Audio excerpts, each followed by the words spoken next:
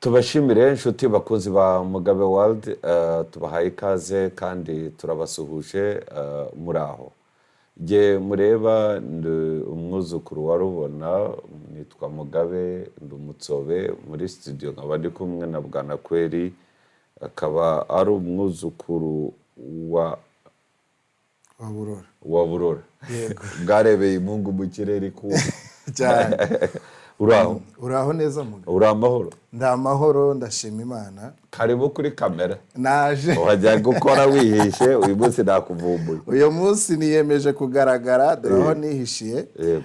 Nitwa Bwanakweli wa Murindankiko wa Nzabamwita. Yego. Nkaba umusinga. Nkaba umwuzukuru wo kwa Burora nkuko ubivuze, ariko nkaba mwene Kagame. Yego. Ubirangiye ufite icyo upfana na Ivan? Cyane. Utazi byinshi nyine nabyo abishyiraho. Sawa rero reka kubwira. Ndi umunyarwanda. Ariko ibintu byo kwita murashaka kuzateza ubwega mushakirage. Oya. Tubahaye ikaze rero inshuti bakunzi ba Mugabe World, abadukurikira muri Paris nababonye mwatangiye kare. Hari abadukurikira bari Paris, turabasuhuje. Abadukurikira bari Belgique. Yego. Icyo ni igihugu cy'Ababiligi cyakoroneje u Rwanda. Hari n'inshuti zanjye ziri muri Amerika, twavuganaga mu kanya babwira ko rwose tugiye kuba turi live, nabasuhuje. Yego. Ariko twakire na Mbera. Mbera Radio. Hari aho muri state hariya muri Amerika, ngira ngo imirimo arakora muri Indiana. Ararimbanyije mu mirimo kandi afite n'ikigo yenda gutangiza mu Rwanda, sinzi wabonye ku gihe ukuntu babyanditse. So twinjire mu makuru. Amakuru uyu munsi udufitiye ayahe? Amakuru y'uyu munsi rero ayo mbafitiye nuko abasirikare, abanyeshuri mu ishuri rikuru rya gisirikare batangiye urugendo shuri rw'iminsi 5 mu gihugu hose. Abanyeshuri bari hariya i Musanze. Bari mu ishuri rikuru rya gisirikare i Musanze, Rwanda Military Academy. Yego. Nkabagirira andi makuru rero avuga ko Minisitiri w'Intebe Dr. Sengiyumva yakiriwe na Perezida wa Centrafrica. Touadera. Yego. Tukambuka hakurya n'ubundi muri Congo, tukavuga amakuru yuko ibiganiro bya M23 byari Doha byimuriwe Geneve. Ubu ngubu imishyikirano irabera i Geneve. Cyane, kubera ko urabizi ko Doha imijugujugu irahari cyane. Ni myinshi. Misiri zabaye misiri. Kandi muri Congo amakuru ari kuvugwayo nuko Bufaransa bwafashije nyuma y'iminsi 41 y'imyitozo, igisirikare cya FARDC cyamaze kupasinga abasirikare 750 basoje imyitozo yo kurwanira ku butaka ndetse no mu mashyamba, babifashijwemo n'ingabo z'Ubufaransa. Kandi zabafashaga kurwana mu ishyamba. Zabafashije kugira ngo bamenye ni gute barwana mu ishyamba, ni gute barwana ku butaka nyine bagenda n'amaguru. Ko Abafaransa se baze kurwana mu mashyamba? Ntabwo ko ntari umusirikare.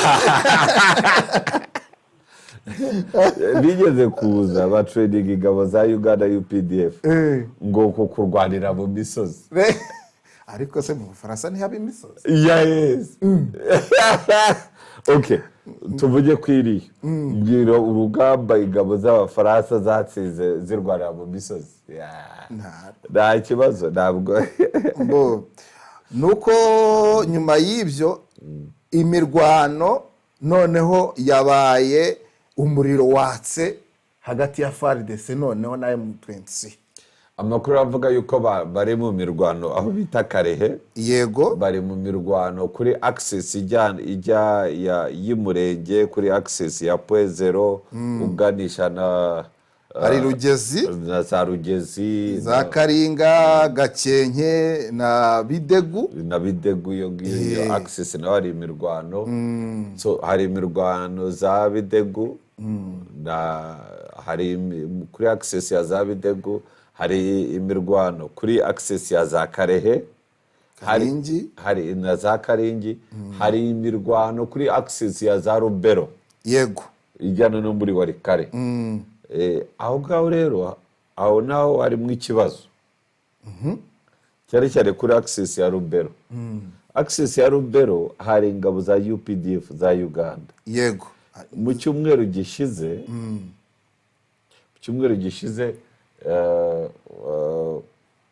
CDF wa Uganda, General Muhozi, yavuze yuko ingabo zabo zigiye kuva muri Rubero. Yego. Ari nabwo hatangajwe n'ibihuha by'uko M23 yatangiye kuvayo.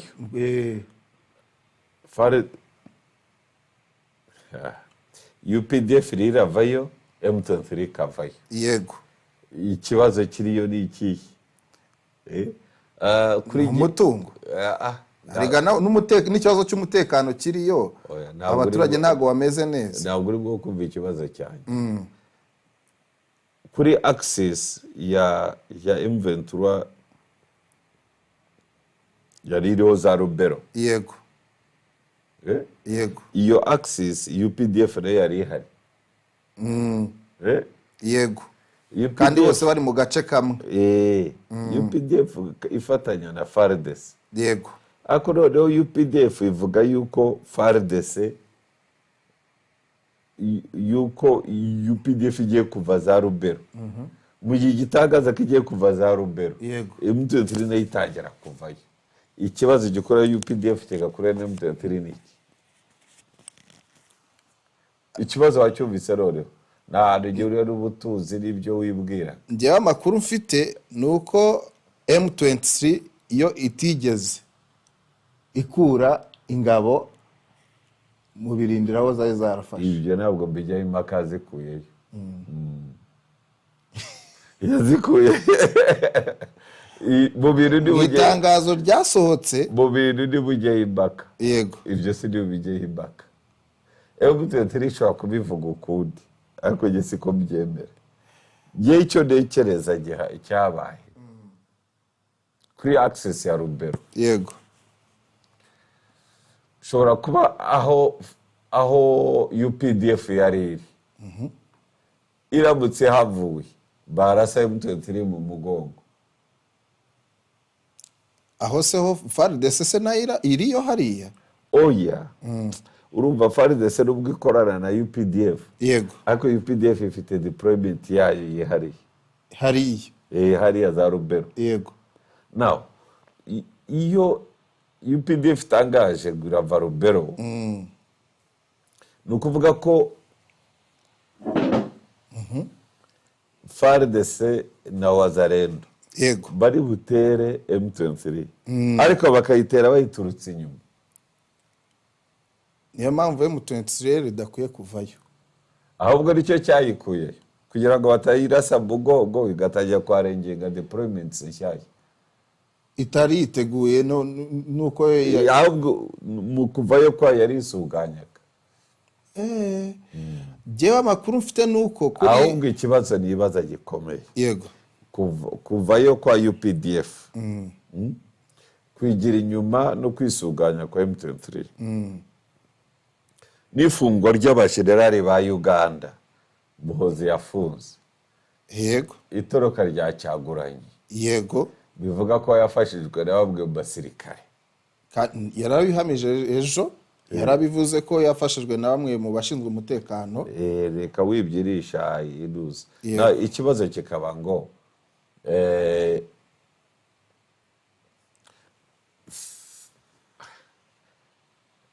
ibyo bintu bitagira ngo bikurikiranye. Ikintu cya mbere ugifate mu mutwe. Cya mbere UPDF gutangaza kuva za Rubero yego M23 nayo igatangira gusubira inyuma. icyo ni kimwe. Kuba Muhoozi ubwe yarabyivugiye ko ingabo zigiye kuva muri Rubero na M23 nayo ikabikora, igatangura akaba ariyo ibanza gusubira inyuma. yego Naho icyo ni ikintu kimwe. Cya kabiri,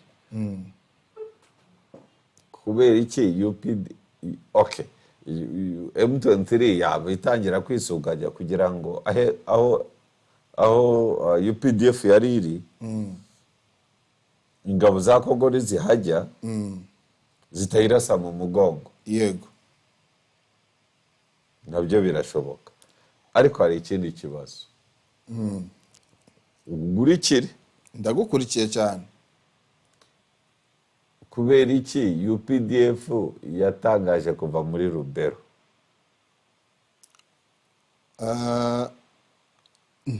Ntekereza ko impamvu yabitangaje ari ukugira ngo turatangira gusubiza, turakibaza uracyambaza. turakibaza ntabwo ari nawe mbaza, turakibaza. Okay. Kubera iki UPDF yava za Rubero? Why? Cya kabiri, kandi bigakurikirwa na tweet ya General Muhoozi nanone avuga yuko Tshisekedi ari brother we, yego bigakurikirwa n'abajenerali n'abasirikare bakuru bafunzwe na General Muhoozi, bigakurikirwa utwo tumaze kujya tugahe, tubaye dutanu. naho bigakurikirwa muri abo bajenerali hakaba harahunze Bobi Wine utavuga rumwe n'ubutegetsi bwa Uganda, yego mu kutavuga rumwe n'ubutegetsi bwa Uganda akaba yarahunze, yego mu guhunga igihugu bakaba bavuga yuko hari abasirikare bakuru bamufashije bo mu nzego z'umutekano, yego bamufashije guhunga, bamufashe guhunga. yego Ako kabaye akakangaye, ako kabaye aka karindwi. hanyuma Muhoozi akariyakitinga afunga abasirikare, yego hanyuma hari amakuru atizewe ntazi, mumbabarire nayatoraguye sinayaverifiya neza, ya bamwe mu bashiri mu mutekano mu nzego z'umutekano Uganda bavuga yuko bamwe mu bashinzwe umutekano muri Uganda, yego bashobora kuba barakoranye na hano Kigali. Bobi Wine akagira i Kanombe. Yes. Uri urumva ko kantu?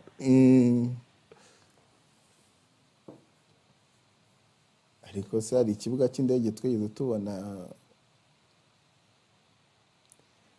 Bobi Wine yuririyeho agenda? Ubundi se kiriya kirinda abanyuraho bose urabazi? Oya. None Ariko reka twabonye amakuru gusa ari muri Amerika. Wowe gidiyo naguha amakuru urasoma aho yanyuze ntawe uhazi. amakuru amwe akavuga ko yagize i Kigali, bikaba byararakaje abantu ubutegetsi bwa Uganda, yego bikabakura Rubero. akaba ariyo mpamvu yatumye bava Rubero se.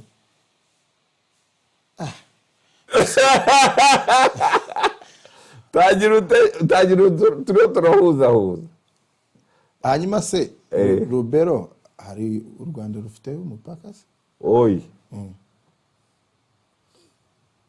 Nekereza muri gahunda yo kwihimura harimo gufata abo basirikare bose babigizemo uruhare. Icya kabiri,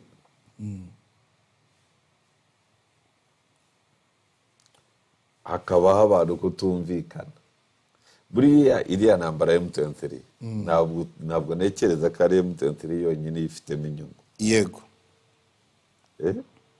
Ni nayo mpamvu yego nekereza ko ni nayo mpamvu nekereza yuko bashobora no kutumvikana, noneho ahubwo Uganda ikajya ku ruhande rwa Tshisekedi mu rwego rwo kwihimura. hari ibyo baba barohereje ingabo zabo muri DRC Bande Uganda, ndetse siyo ziri kandi zaratangiye kuva muri Rubero. kuva muri Rubero, ariko ntabwo ziva muri Kongo. Zirava ahantu, urebye ahantu zari ziri zasaga nk'aho ziri nk'aho. None se nta mpamvu yari itumye izo ngabo ziba muri Kongo muri Rubero? Bavuga ko hari umutwe urwanya ubutegetsi bwa Uganda. Ibyo nibyo bavuga man, uwo mutwe urahari ariko nta n'icyo bawukoraho. Politike ntabwo ari akantu koroshye umusa. Ariko twe dushobora kuba twarabonye ikindi kibazo gihari. Yego. Ahantu UPDF yari iri za Rubero yasaga nk'aho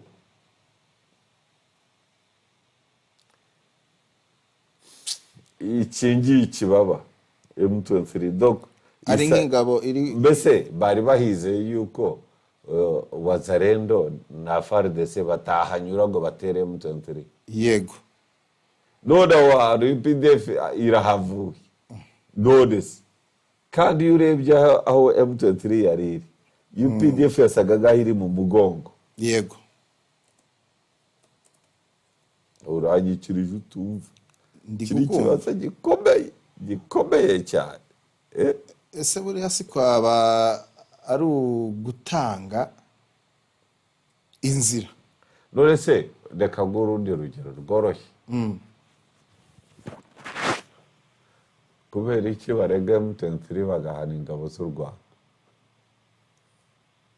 Impamvu nuko bashinja u Rwanda gufasha M23 kandi nta gihamya gihari. Ni byose ibyo Ntago ari byo. Okay. Akubye byose urabyumva uko abantu bavuga ko u Rwanda ruri inyuma ya M23. Erega ni ibivugwa. Biravugwa. Impamvu Nta hantu rero abo mwose hatari umuriro. Nta icyambere niba twebwe twemera ko muri Kongo, kuko biragaragara ko FARDC na M23 bari mu ntambara. Uganda nayo ikaba ifite ingabo muri Rubero, ariko nta hagaragara. Mu byumweru bibiri bishize, yego, amatweet ya General Buhozi, yego, ntabwo agaragaza ko akiririmba ango. Ahubwo nabonye yatangiye no kwibasirwa kubera ijambo yanditse kuri Twitter avuga ko Uganda ishyigikiye ni ibyo tubyihorere. So je ntabwo ntekereza ko nese ibyo izo tweet zidagaragaza ko zo zigiye gusenya umubano we na Uncle. Umubano we na Uncle niba ibyo ntekereza ari byo CBs. Ibi ngibi rwose bifataga ibintu bidafite n'amakuru agenda aragenzura. Ariko niba hari inzego z'umutekano za Uganda zafatanyije na Bobi Wine akanyura i Kigali, of course muhungu mwishywa wawe ntabwo yakwishima. Erega ikibazo kandi atishimye, kurakara kwe no kuri tele kwagaragara. Ndi ndabyemera. Teresi iri he? Yes. Komereza amakuru. Okay, eka hariko bara. By the way, narakubwira nuko nagako hari umujenerali umwe i Kigali. Hano i Kigali, umujenerali w'i Kigali. Ni mubyara k'umugore wa Bobi Wine.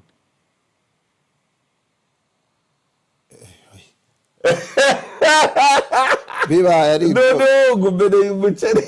Bibaye ari ibyo ngibyo amakuru uwo mujenerali kandi uramuzi. ntumuvuge. Zina abana benshi b'Abanyarwanda hari umusaza utuye hirya Samoya i Bugesera, abana be bigiye kwa Cyaguranye kubera uwo mukobwa nyine, uwo mugore wa Cyaguranye erega ari umunyarwanda. ndabizi ko ari umunyarwanda. Nta kintu wumvamo. Abavandimwe rega reka tuze kuza nta kantu wumvamo ako byanga bikunda ntago anko yabizira. none se wamenya ute niba ako yari abirimo cyangwa atabirimo? Ni nkuko n'uwo muvandimwe tutabihamya ko yanyuza. nanjye sinabihamya ariko amakuru aravugwa. ibi akariho karavugwa ariko ako ashobora kuba atabirimo ariko harabaye akantu ari updates ko gutuma Cyaguranye yanyura i Kigali, kandi byari ikibazo gikomeye.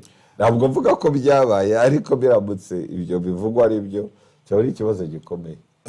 Sinzi ko cyakora influence gana deployment ya Rubero byatuma ahubwo hari n'ibindi bintu bipfa kandi byaragiye ku murongo. Thank you. Na kakawunga kitwa Mugurusi byaba ibindi byahumira ku mirari. Ya reka nkomereze hano rero nkubwire ko muri Kenya ubu tuvugana Kenya na Mozambique biyemeje gushimangira ubufatanye mu by'umutekano. Yego, ni ukuvuga iki byo? Ni ukuvuga ko aya masezerano yahawe umukono n'abakuru b'ibihugu bombi, aba William Ruto ndetse na mugenzi we Daniel Chapo, agamije kandi gushimangira umubano w'ibihugu byombi hagati ya Kenya na Mozambique, akubiyemo gusangira amakuru y'ubutasi, ibikorwa byo kurwanya iterabwoba, serivisi zishinzwe kugorora no guteza imbere urubyiruko. Ese urubyiruko rwa Kenya rwo ruteye imbere? Sirabonye rwo rwikubise mu mihanda rukajya, ahubwo nirwo rwa mbere rufite akajagari. Rero minisiteri y'umutekano y'iki gihugu cya Kenya ivuga ko aya masezerano agaragaza ubushake bwa Kenya mu guharanira umutekano mu karere, cyane cyane binyuze mu bikorwa bihuriweho byo kurwanya iterabwoba ariko ayo masezerano no kongera ubufatanye. Ayo masezerano ahisha ibintu byinshi cyane. Muri Kenya hari utuntu twinshi. Izo mvugo n'imvugo za politike ntukazembere ko ari byo. Nk'ubu muri Kenya nubwo ibyo biri kuberayo, polisi ya Kenya iri guhiga guverineri wa Nairobi. Yaburiye he? Nta muntu wazi. Ni nk'agashya kari bwo kuba muri South Africa. Uyu Johnson uzi icyo azira? Nuko yamenye ko abasenateri basabye ko atabwa muri yombi, we yahise ahunga. Gusa kumenya amakuru yari yakoranye erega amakuru. Uzi impamvu wicaye kuri yo bugaramye? Nuko nta makuru ufite yuko aho ngaho wicaye ashobora kuba ari igisasu kiri buturuka amasegonda 15. Ubimenye ko gihari ntaba nahagurutse waba wagiye. Amakuru ni ikintu gikomeye. Yego. Guverineri wa Nairobi yakoranye amasezerano na perezida w'igihugu Ruto, bumvikana kumuha budget irimo amafaranga menshi yagomba gukoresha ibikorwa mbese ibikorwa bikomeye mu ntara ya Nairobi, cyane cyane bijyanye n'ibikorwa remezo. Yego. Ariko aya mafaranga ngo yaburi birengera. Nge ndabona ashinzwa ngo gusuzugura abagize inteko ishinga amategeko. Baramutumiye aranga. Bamusaba ibisobanuro ku ikoreshwa nabi ry'umutungo wa leta. Cyane ayo mafaranga bamuhamagaye ngo bayamubazeho, arabura. Donc yanga kwitaba, arangije ati inteko itegeka ko atabwa muri yombi. Akibimenya ahita acaho. Urumva yanze gusobanura no kwitaba, amenya amakuru, aravuga ati uzi aho kumfunga ntabwo uzaharu. Yanze kubitaba atekereza ko byoroshye. Yego. Ibintu nta nubwo byoroshye naga. Nkuko twavugaga rero, General Muhozi yafunguye General Namanya anamuhanaguraho icyaha icyo ari cyo cyose yashinjwaga, ikindi ahita asubira mu nshingano. urumva Namanya yarafunganywe n'undi witwa Nabasa. Yego. Namanya ndumva ari Brigadier General, ni Brigadier General, Nabasa ari Major General. Yego. Abo bamwe bari bashinzwe abinjira n'abasohoka. Yego. Uribuka dosiye nakubwiye ya Cyaguranye. Umutekano imbere barakajijwe batabwa muri yombi, kandi byabaye mu cyumweru gishize, tugira ngo ni kera. Urumva nuko noneho uyu nguyu Namanya ari n'ikindi urumva we yarari muri immigration, ari director muri immigration. Namanya Brigadier General. Yego. Ashinzwe abinjira n'abasohoka. Yego. N'ubusanzwe bajyaga bamurega gusuzugura amabwiriza ya General Muhoozi. Yego. So biranashoboka yuko General Muhoozi amufata akamufungaho iminsi akongera akamurekura agasubira mu kazi kugira ngo mwumvishe ko ari boss. Ubu kuri ubu rero naho uwo ngo rero cyubanze ari gutega amatwi n'ukirukanga. Ibi bintu birakomeye. Ibi bintu birakomeye, wirinde kubisimbuka simbukamo. Yego. Iyo tuvuga ku bantu bafite intwaro bitwaje rwabo, bo hejuru witonda, bafite ibiturika we nta n'icyo umufite. Nicyo kibazo. Ushatse wajya uvuga witoze. Oya ni ukugenza makeya abajenerali ejo batazanyima inzira. Noneho uwo Nabasa. Yego. Byavugwaga yuko yajyaga asuzugura n'itegeko rya Perezida Museveni, cyane cyane yuko Abanyarwanda, Museveni bavuze ati Abanyarwanda b'Abanya-Uganda ariko bavuga ururimi rw'Ikinyarwanda, yuko babimaga imyandiko z'inzira. Bahora iki ko ari Abanyarwanda? Bakavuga ngo ntabwo ari Abanya-Uganda, kandi abo Banyarwanda barimwo ibice nka bitatu. Erega hari abakatiweho n'imipaka muri biriya bice. Icyo ni igice cya mbere. Icya kabiri ari abahunze kera muri 20 na kangahe, kera mu myaka kera kuvuga mu gihe cy'ubwami. Abo ngabo barabyara baruzukuruza n'abuzukuruza. So abuzukuru babo kuvuga ngo si Abanya-Uganda wabo beshye. Bamwe urumva banashakanye n'abaganda. Ariko n'ubundi n'abandi nabo batabashaka n'ubusanzwe n'abaki n'Abanya-Uganda. Iyo wavukiye mu gihugu ukagikuriramo akaba ari cyuzi, ntabwo umuntu yakomeza kwitirira igisekuru cyawe waturutse. Ikindi abo ni Abanya-Uganda b'ubwoko bubiri. Ubwoko bwa gatatu ni Abanya-Uganda bo muri 59. Yego. Bagiye mu gihe cy'itotezwa n'itwikirwa ry'Abatutsi mu Rwanda. Abo nabo baraho. Abo ni aba gatatu. Ni aba gatatu. Nabo base cyangwa basekuru bayavuye mu Rwanda ari abasore. Abana babo abari ubu bavukiye za Uganda, bigirayo bavuga n'indimi zabo. So kuvuga ngo usaba Abanya-Uganda naho ubu nabyo ni ikibazo. Ni ikibazo. Noneho hakaba igice cya kane cy'abantu bagiye 1994 bahunga genocide. Ariko nanone hariho n'abagiye nk'uku umuntu avana akajya guhahira za Uganda. Yarangiza agaturayo. So ariko Museveni yari yavuze umuntu wavukiye Uganda itegeko nshinga barivuga ko ari Umunya-Uganda.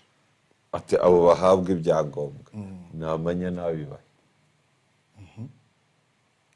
Akaba aricyo yabazizaga, akabaziza kuba bari Abanyarwanda. Ntabwo unkurikira utangiye kumbaza bitari byo. Of course nibyo yabazizaga. Nibyo yabazizaga ko si Abanyarwanda. Yego. Si Abanya-Uganda, abita Abanyarwanda. Ntabwo twaba passport. Yego. Kandi mu by'ukuri abo bantu bamwe bagiye muri za 59 ntabwo bigeze batahuka ngo batahe mu Rwanda. Bigumiye Uganda nk'Abanya-Uganda. Biberayo. Nibarana kandagira u Rwanda bamwe. Hari n'abatazi n'uko u Rwanda rusa. Kubima ibyangombwa uvuga gusa Abanya-Uganda ububeshye. bafite aho bavukiye na base benshi bavukiye. So icyo rero ni ikibazo gikomeye cyane. Yego. So uyu ni abasasitiri bose yabitaga abanyarwanda. Nacyo cyari ikibazo, ariko hariyo niyo dosiye yindi nigeze kukubwira. Noneho rero uzi se n'ikindi, aba generali bombi, umwe ni Major General undi ni Brigadier General, baziraga ibyaha bifitanye isano na ruswa. N'ubundi abanyarwanda baho kugira ngo ibyaha byo ntabwo twabiburira amazina, ntukabyemere. Ariko n'ubundi abo bemereraga guha amapasipoti kugira ngo bemererwe kuba mu gihugu no kukigendamo no kugisohokamo n'abaturage b'icyo gihugu. Bamwe basabaga gutanga amafaranga menshi. Ariko Uganda ruswa ivuza ubuhuha. Ariko ntabwo General Muhoozi yemera ruswa mu ngabo no mu nzego z'umutekano. Ruswa yageze mu nzego z'umutekano, igihugu kiba cyarangiye. Naho n'undi yaza agatanga ruswa akavuga ati muretse twafata igihugu, bakameza n'amakuru yawe. Reka nkomereze hano, nkomeze amakuru yanjye.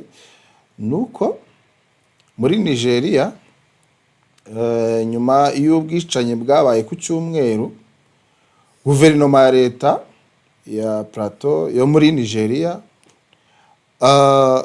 yatangaje ko isaha yo gutahiraho mu gihe cy'iminsi mikuru cyangwa nako cy'iminsi ibiri mu gace kabereyemo ubwicanyi bwishyuwemo abantu 30 bishyuwe mu kabari. Byabaye ku cyumweru. Yego. Hanyuma twambutse hakurya. Abo basirikare ninde wabishe? N'abantu 30 bishwe barasiwe mu kabari. Barashwe nande? Mu ijoro ryo ku cyumweru ahagana 2:30 nibwo abantu bitwaje intwaro, imbunda batamenyekanye barashe mu kabari kari mu nkengero za Jos, ubwo ni mu murwa mukuru wa Nigeria. Bahitana abantu benshi. Ahantu hehe? Muri Nigeria, umurwa mukuru w'intara ya Nigeria. RFI ivuga ko nibura abantu 30 baguye mu gitero cyagabwe ku kabari kari mu gace ka Angwani Rukuba, mu gihe abandi bantu 3 bahitanywe n'imyivugatanyo ubwo imbaga yashakaga gukurikirana ngo no guhana abo bagabye ibitero. Nta wuzi ngo ni bande. Nyine abantu baritewe. Utekereza ko ari bande? Imitwe y'iterabwoba se ariyo bekuri kuvuza ubuhuha. Komeza amakuru yawe. Ndakomeje. Humura rwose nanjye nayaguteguriye. Hanyuma abasirikare 4 ba Israeli biciwe muri Libani. Urumva Israeli umunsi wa mbere nk'ubu ukwezi kurashize Israeli itangije ibitero iyo na Amerika kuri Iran. Yego. Noneho hashize umunsi umwe cyangwa iminsi 2 itangije Israeli itangaje igitero kuri Iran. Yahise itangira ikindi gitero kuri Libani. Yego. Irimo kurwana na Hezbollah. Icyo Israeli ishaka iriho iragura buffer zone. Yego. Kubera ko Hezbollah iri hafi, Libani yegeranye cyane n'amajyepfo ya Israeli. Yego. So irashaka kugira ngo yigizeyo cyane Hezbollah bitogera kohereza za misile mu majyepfo ya Israeli. Kuko ingabo za Israeli ubu ngubu zagabyeyo ibitero bakomeza kuri Hezbollah. bakomezaho ibitero byo mu kirere ariko n'ibitero byo ku butaka byarakomeje. Yego. N'ubu ngubu Israel yongeye kuzamura kubwira abasirikare bari baravuye ku rugerero gusubira mu kazi byihuse. Intambara igiye gukara. Kandi Israel yateguje Iran yuko ibintu byakaze, yuko itarakora hababaza, ahubwo yitegura ibitero nubwo bigiye kuza. Ibyo ariko bibaye uyu munsi uri kwa mbere, kwa gatandatu, uyu munsi turi kwa kabiri, ku cyumweru, Iran, umurwa mukuru wa Iran Tehran, baraye nabi cyane, habaye ibitero simusiga bikomeye cyane. Erega Amerika yo yakomeye bikomeye. Hanyuma kwa mbere Iran nayo irasubiza irasa oil refinery za Haifa. Haifa n'umuki mwiza shaho. Haifa kimwiza nk'akobwa beza cyane. Barakunze. Uri gutya amajyepfo ya arega biriya bice by'Abarabu bigira ahantu heza, ngaho reba za Dubai na yose. Noneho Haifa ni umujyi mwiza cyane, n'umujyi w'inganda n'iki. Now ikigaragara cyo cyabaye nuko oil refinery, uruganda rutunganya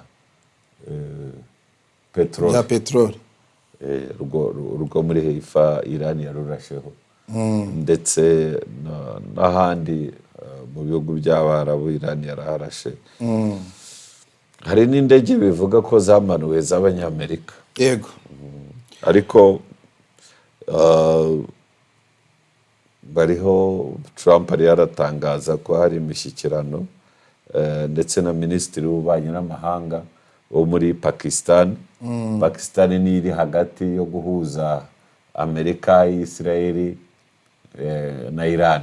Ko amasezerano ya Trump Iran itari kuyemera. Ariko baracyaganira, bo barashaka kuganira, ariko hagataho Trump ari yaramanura ingabo hirya hari. Kuko amasezerano urumva Amerika irashaka ko Iran imanika. Iran nayo ikavuga ati twe dutegereje abasirikare ba Amerika, ingabo 10,000 Amerika yashaka kohereza. Biretse wumve bo nyine bo basha, urumva Amerika irimo kugenda ivuga inkuru zitandukanye inatangaza amakuru, ariko Iran iyo yaza ije gutangaza igatangaza ibinyuranye n'ibyo Amerika yatangaje. Byose biragutangaje mu ntambara y'intambara yavutse. Yego. Abantu bagatangira kurwana.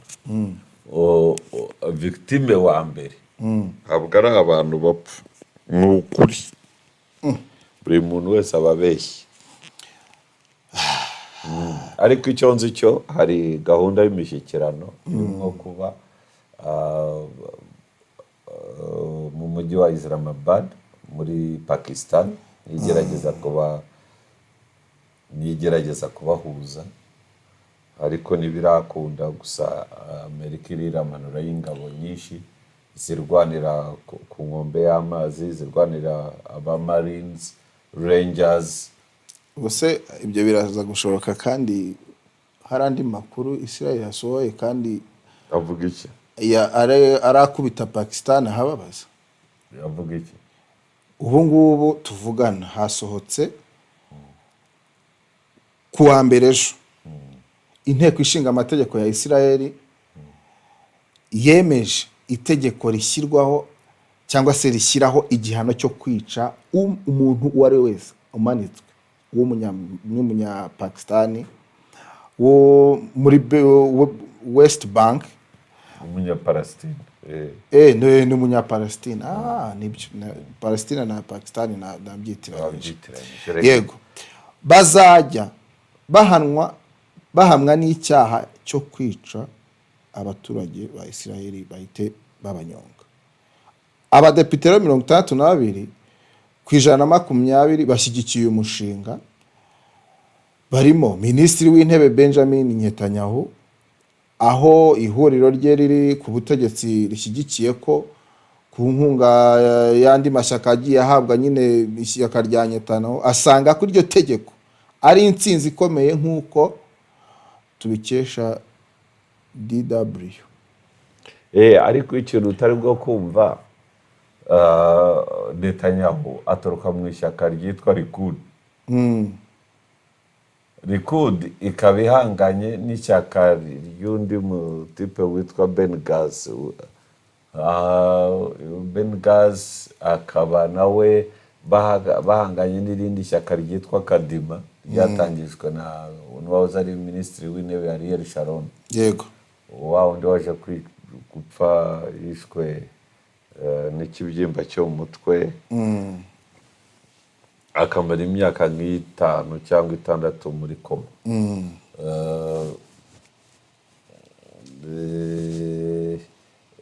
Inteko ishinga amategeko muri Israel kuri bayita Knesset.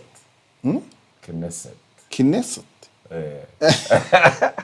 irakomeye, ndayigezemo Knesset. Iyo mu Barusizi kuri yitwa Duma. Aseko numva bagiye bafite amazina ko Duma, Knesset y'Abanyamerika sirayize. Inteko yabo Congress aho ikorera izo bayita Capitol Hill. Ariko ayo mazina himbwana noneho ibyo bintu nubwo wabirimo, urumva uwo mushinga wari umaze iminsi, ariko kuva intambara yatangiye wongeyemo imbaraga yo kuvuga ko ahantu Israel igenda yubaka ibikingi yego mu butaka bw'Abapalestina, abanyapalestine bajyaga birwanaho bakica abantu cyangwa bagatera amabuye, bakabikora nkana. So ubu none igihari nuko iri tegeko ririjyaho umupalestine uzongera gufatwa akubita cyangwa yica umunyesireri ni ukumanikwa akanyungwa. Kandi erega bongeyeho ko uyu munsi uwo bashyizeho nyine wo kujya bamanika umuntu, abantu bazajya bafatwa barisha abantu b'Abanyapalestine, nuko uzajya ufatwa nk'umunsi w'ubutabera ku bishwe, ndetse ugafatwa nk'umunsi wo gukumira abanzi. Biteganyijwe rero ko iki cyemezo hari abazakirwanya bo mu rukiko rw'ikirenga, na cyane ko hari imiryango imwe y'Abanyapalestine n'Abayahudi basanga gishingiye ku ivangura. Rega wumve uyu mushinga wabo uwo munsi wo kuzajya banyunga abantu bawise w'ibintu bibiri. Cyambere ni umunsi w'ubutabera kubishwe. Cyakabiri ni umunsi w'iki? Ni umunsi wo kurwanya, ni umunsi wo guhangana n'abarwanya ubutegetsi, gukumira abanzi. Urumva ikintu rero kiri muri Israel kugira no gutanga ubutabera ku bishwe ndetse no gukumira abanzi. Abanzi ni abahe? Abo bakiramo ubutaka bwabo, barwanya ubutegetsi, nabo barwanya ubuhezi bwa Israel. Wajureka duko uri umunyamadini w'umuhezanguni, nta buhezanguni, ariko kuri uko buriya butaka igihugu cya Israel gifite imipaka, kiriho kirarenga. Wibaze ko nk'ahantu bateye muri Libani ahegeranye na Israel, ingabo za Israel zavongereye igihugu cya Lebanon. Yego, ngo barakreatinga icyo bita buffer zone, ahantu mbese aho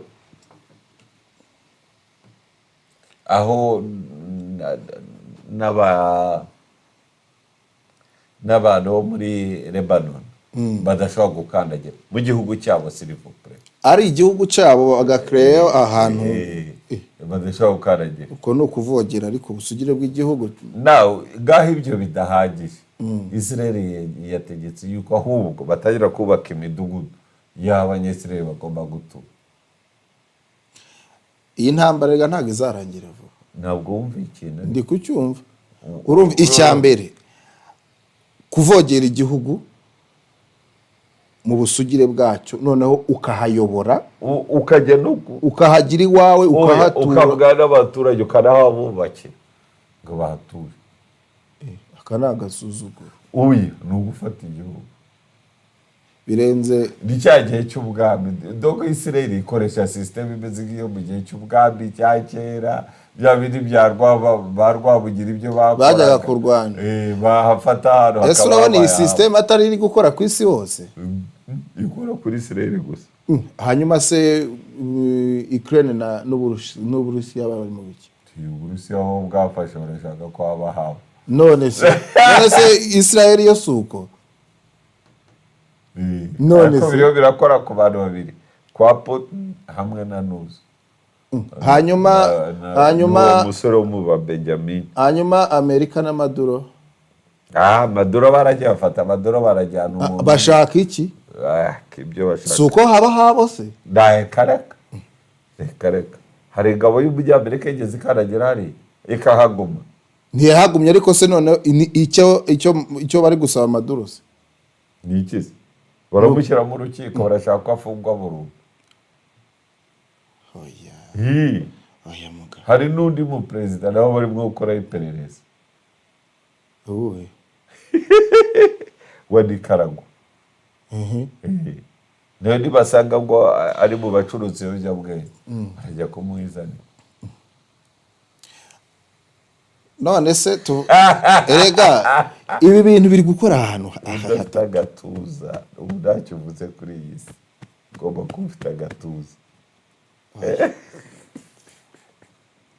urabona ubukoroni kwa kundi k'ubwami bwagiye bwigarura uduce atari biri kuba. oya nibyo Putin akora, sibyo biri kwisubiramo. ibyo n'uyu mutipe mwene uyu muhungu wa Benjamin umujyi wa Israel Netanyahu nawe nibyo akora.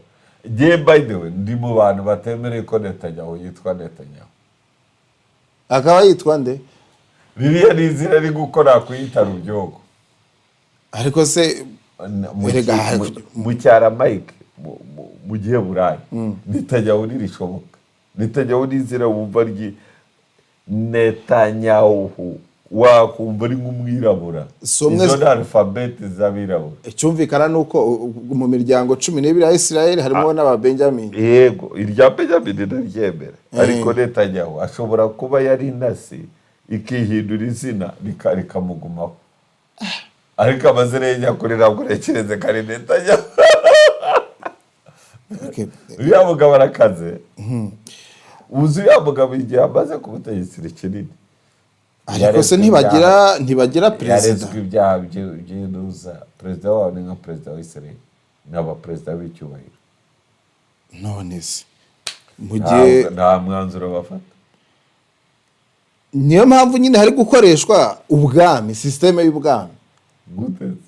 nese niba Netanyahu ngubu arimo kujya gufata ibice muri Libani, ariko ntabwo babikora gusa muri Libani, nuko ubutaka bw'abaparasiteri ari harabyigarurira.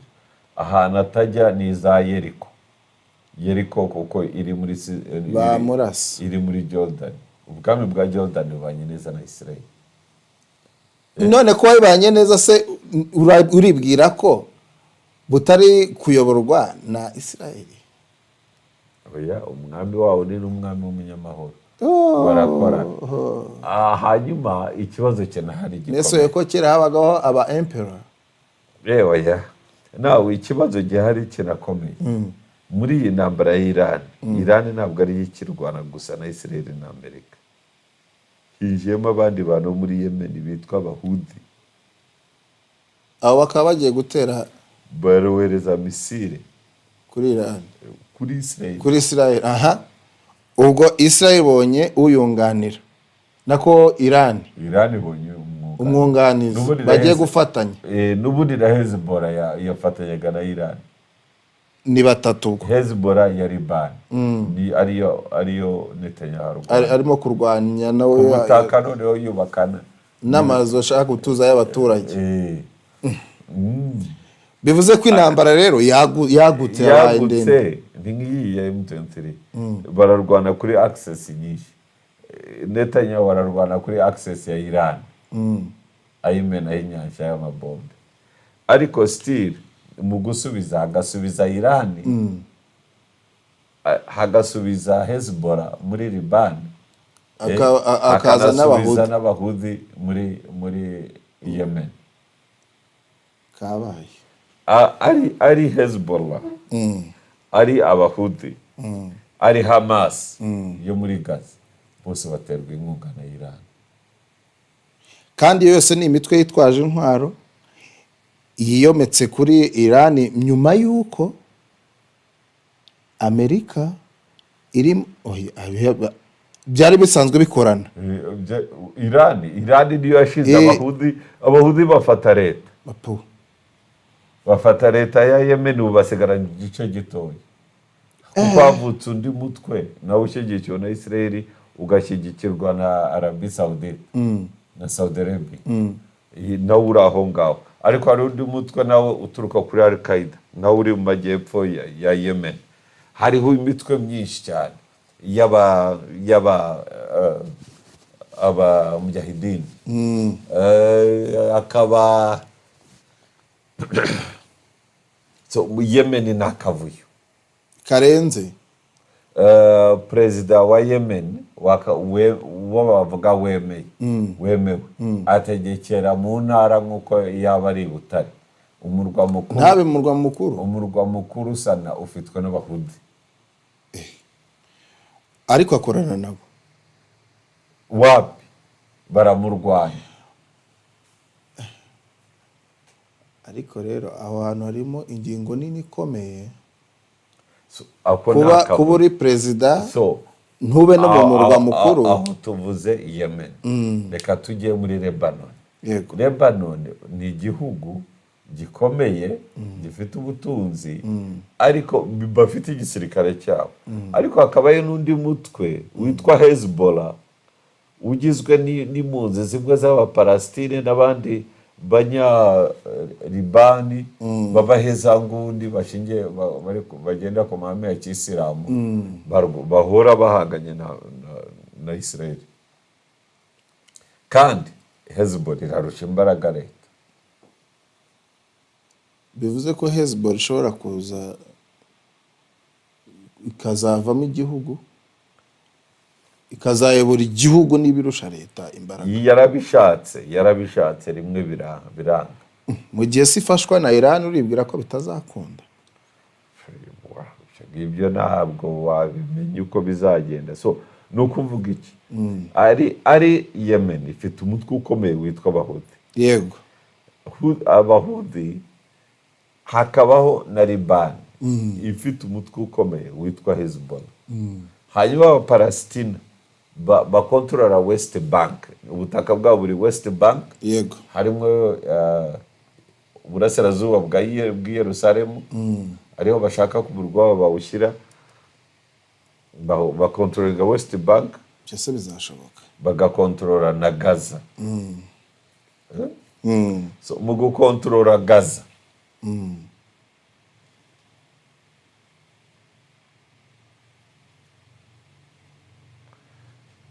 Gaza ukaba wari urimo umutwe witwa Hamas, naho uterwa inkunga na Iran. Ubu ngubu ikintu umuntu yakwibaza ni iki? Iyi mitwe yose yatangiye intambara kuri Iran, kuri Israel. Israel rero ifatanyije na Amerika mu kurasa Iran. Agiye kubaho n'agatogo k'intambara. bayita cocktail. Hagiye kuba cocktail. Tukiri kuri ayo makuru rero bijyanye na Israel na Iran, nuko Donald Trump yatangaje ko Iran nidafungura umuhora wa Hamas, inganda zitunganya ibikomoka kuri peteroli n'amariba yabyo bizaraswaho bikangizwa. Ariko iyo ni propaganda, ari aratera ubwoba kandi ni intambara nyine nese arateguza. Iran yo iherutse gutangaza ko umushinga w'amasezerano w'amahoro ya Amerika yateguye udashoboka, kandi ingabo za Israel zagabye ibitero bya misile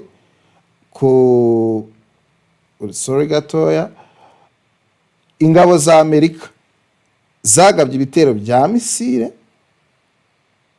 ku bikorwa remezo by'ingabo za Iran n'ibyakoreshwaga n'umutwe wa Hezbollah.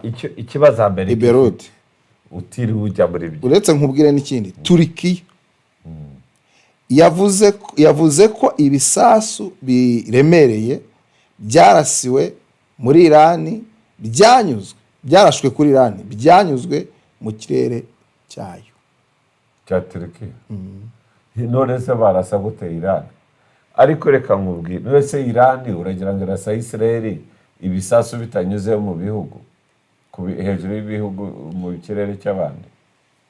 Naho dore ikibazo aho kiri niki, Amerika nubwo izana ingabo, ntabwo ntekereza yuko gahunda ifite ari ugufata Iran yose mu rwego rwa gisirikare. Yego, irashaka ibikorwa Iran yari imaze gukora bya nuclear bibi bya Amerika. Amerika irashaka kugira ngo bize mu maboko yabo, ni ugufata Iran ku gakanuti. biranga Israel na Amerika birohereza ingabo ku butaka. Mu makuru ejo bundi natangaje mu muzingo w'amakuru, nuko Iran iyo yavuze ko yiteguye izo ngabo zose haba 10,000 Amerika yatangaje ko yohereje, zishyira ibindi 50,000 yohereje mu burasirazuba bwo hagati, ndetse ko ingabo za Iran ziteguye kurasa umuriro urufayi. None utekereza yuko kuri izo ngabo za Amerika, utekereza yuko zo ku butaka? ariko utekereza uzi umuntu wavugiraga Saddam Hussein mu ntambara y'Iraq,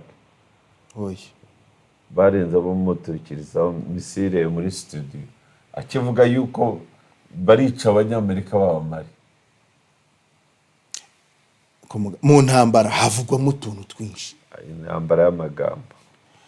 hanyuma nuko dukomereje hano hakurya muri Germany, mu Budage, ishyaka ritavugwa rumwe n'ubutegetsi bw'Ubudage rya AfD ryatangaje ko AfD nayo wagira ngo si bazima, ryatangaje ko kubera izamuka ry'ibiciro by'ibikomoka kuri peteroli muri iki gihugu hakwiriye kongera kubyutsa umubano n'Uburusiya kugira ngo bajye babasha kubibona mu buryo butabagoye. Ariko urumva ikibazo cy'abanyaburayi na Amerika, barasha ntabwo bari seriye. Ikintu cya mbere bakeneye peteroli cyane, kandi ntabwo peteroli yakemura, donc ntabwo yaboneka nk'ibisanzwe ko intambara irahari, ariko bakumva bakwivugisha ibintu bikomeye cyane bidafite icyo bivuze, cyane cyane byo gushyigikira ko bayikura muri Iran, ko bayikura muri Russia, nabyo biba bigoranyemo kuko birasaba, hariho n'ibihugu bimwe by'Uburayi na Trump yarategetse ko ibihano bari bafatiye Iran I mean bari bafatiye Russia bihagarara kugira ngo peteroli ize mu buryo bworoshye. Kigaragara ibihugu by'Uburayi na Amerika bihangayikishijwe na peteroli. Andi makuru naguha nuko Trump yitandukanyije n'Ubwongereza. Ako n'ubundi nabwo avuga rumwe. Aya makuru avuga ko Trump yanenze Ubwongereza nyuma yuko bwanze gushyigikira igikorwa cya gisirikare cya Amerika kuri Iran. Trump yabwiye Ubwongereza ko byose byaho ngaho Trump yabwiye ntabwo birimo kwemeranya n'intambara ya Trump. Trump yabwiye Ubwongereza ko gushaka amavuta bwonyine, cyane ko hari ibibazo by'ihagarara ry'ibicuruzwa ryabyo mu nzira ya Hamazi, ko atemera ibyo Ubwongereza burimo gukora. Ku ruhande rw'Ubwongereza, Minisitiri w'Intebe yavuze ko igihugu cye kitazishora mu ntambara Amerika yashoye kuri Iran. Ibi byatumye umwuka mubi rero hagati y'ibihugu byombi wiyongera, mu gihe ikibazo cy'amavuta gikomeje guteza impungenge ku bukungu bw'Ubwongereza. Ariko urumva icyo Amerika irashaka yuko ibihugu by'i Burayi bijyana nayo mu gushaka mu ntambara. Kandi hariyo nk'ibihugu nka Spain yashyize ibintu hagaragara, twiyo ntambara nayo dushaka.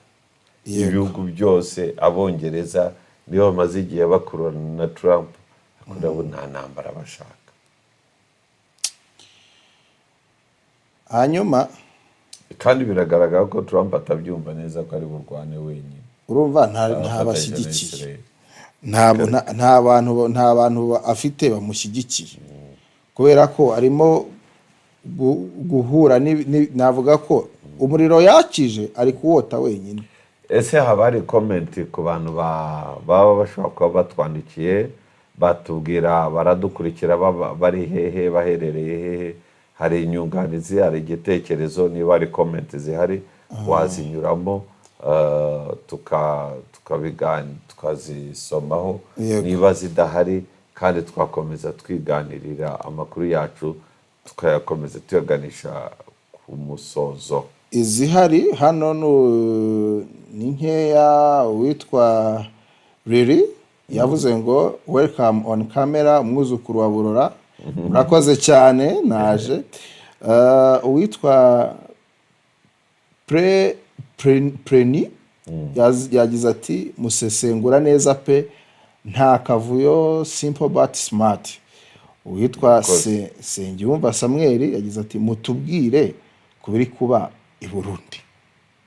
Hari amakuru i Burundi waba ufite uretse ariya nabonye yuko wa mugabo urwanyaga ubutegetsi yafunguwe bashinjaga? Urumva mu Burundi ikintu kiri i Burundi kirasekeje cyane. Abarundi barashaka kujyamo, Abarundi baritegura intambara yo mu kibaya cya Rusizi.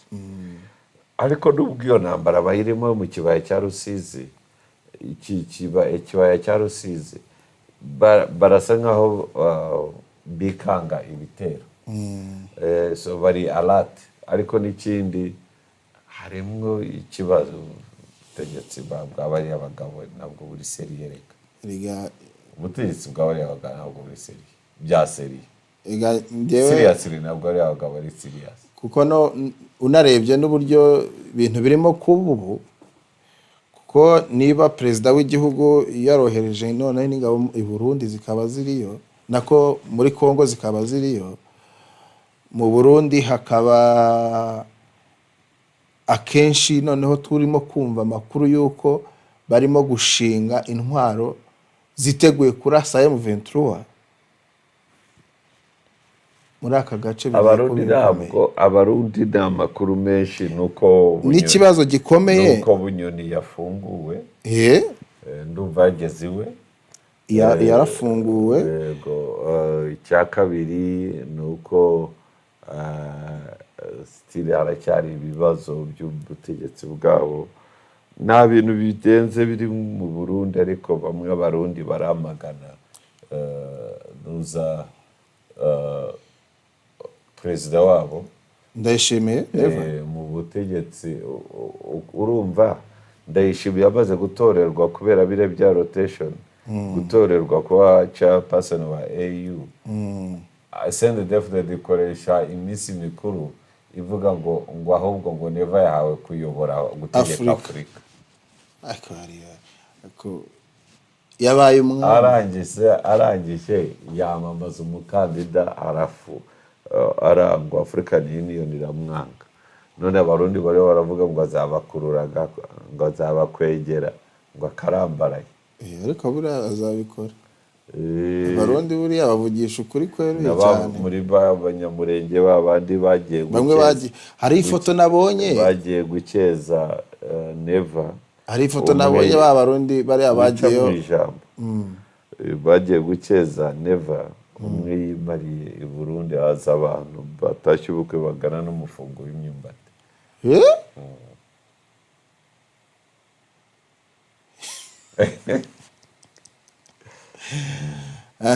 No, ndumva nta yandi makuru ahari twababwira, kuko kureba ko update wenda twaba dufite twayavuzeho. Icyo nakubwira ni kimwe, amakuru komezi yakurikirane, amakuru yacu ubutaha na hejuru.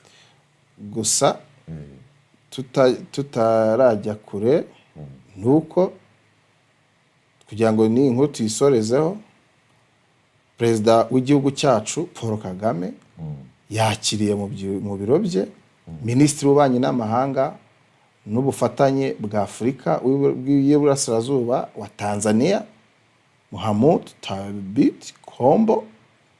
Ibiganiro byabo byibanze ku gushimangira umubano uhamye usanzwe hagati y'u Rwanda na Tanzania.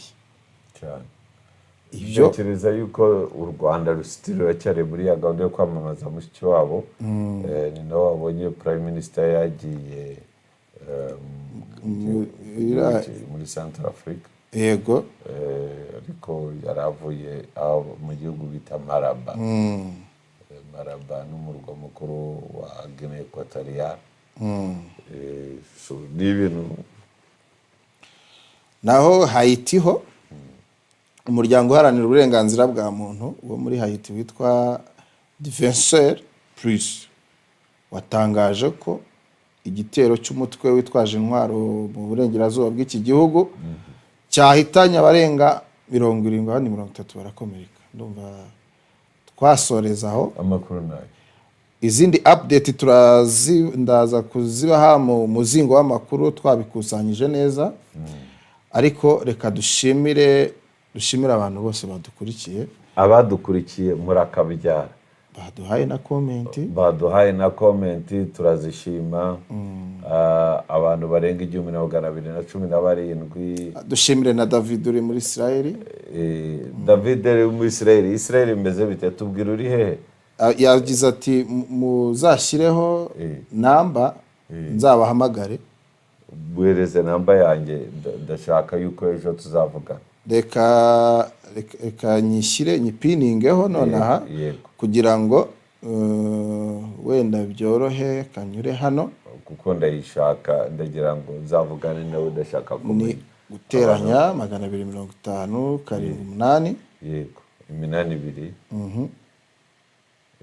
82 wanditse. Yego. 35. 0090. Iyi niyo namba ya Mugabe, kugira ngo umuntu wese uri bushake kuvugana na Mugabe ngiyo kuri screen twagejejeho. Hanyuma reka dusoze. Murakoze cyane Mugabe, ndagushimiye. Ugize neza cyane kandi wakoze no kumbera ahandwaye. Sindakira ndacyari komite, ariko ndashima Imana ameze neza. Yego, amakuru yo nakagaruka n'abandi badukurikira mukomeze mudusengere. Yego, murakoze cyane.